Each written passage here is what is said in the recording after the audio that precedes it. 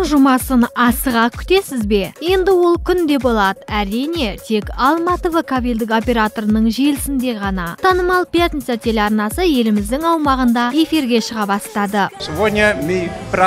Біз бүгін жаңа Пятница телеарнасының эфирге шығуын мерекелетіп жатырмыз. Бұл Қазақстанда Алматыда, сондай-ақ ОНТВда эксклюзив болмақ. Өте керемет сапалы контент беретін телеарна болады деп сенеміз. Баршаңызды құттықтаймын. Рахмет. Пятница телеарнасы үшін Алматы ТВ-ға рахмет. Бұл қазақстандық көрермендерге бұрыннан ұнаған қызықты, пайдалы бағдарламалары бар телеарна. Енді оны интернетте ғана емес, теледидарда да көруге болады. Наш канал действительно... Біздің канал шынымен өмірді ерекше жақсы көреді. Әдемі жақсы өмірді, көрермені мен халықты жақсы көреді. Мен сіздерге уәде берем, сол себепті де біздің арна қызықты ақпараттарды тарататын болады. Егер сіздің кішкентай болсын проблемаңыз болса, оны сіз Пятница арнасы арқылы ұмытып, жақсылықтан дәм тата аласыз. Айтпақшы, Пятница сүйікті телевизиялық бағдарламалармен бірге ОНТВ телеарнасында өмірдің дәмін татуға болады. Ол қазірдің өзінде 10 Пятница атанып отыр. Наш канал имеет большую историю. Анығында біздің арнаның үлкен тарихы бар. Биыл арнамызға 26 жыл толып отыр. Өткен жылға дейін Таң телеарнасы атауымен тарихта қалса, кейін ОНТВ болып өзгердік. Енді міне ескі бренді ОНДы қалдырып, жанына жаңа бренд Пятницаны қостық. 10 Пятница көрерменге түсінікті деп ойлаймыз. Тіпті контент қай бағытта жүретіні де түсінікті. Біз қуаныштымыз. Пятница арнасы туралы көп нәрсе айтуға болады, алайда 100 рет естігенше бір рет көр деген емес пе? Ендеше теледидардың арнасын Пятницаға ауыстырыңыз. Сәтті көрілім тілейміз.